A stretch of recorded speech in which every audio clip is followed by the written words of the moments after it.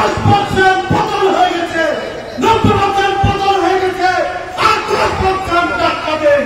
তখন এই বাঙালি জনতা বিপিনের পতন আছে, 10% আমরা ধাক্কা দিচ্ছি।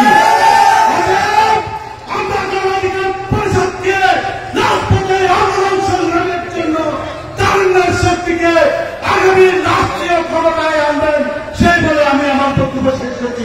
ধন্যবাদ। আসসালামু আলাইকুম। এই বাংলার 56,000 বর্তমানের এলাকায় আমরা আন্দোলন সংগ্রামকে জারি রেখেছিলাম। অনেকেই তখন মনে করেছিল খনি হাসিনাকে আমৃত্যু ক্ষমতা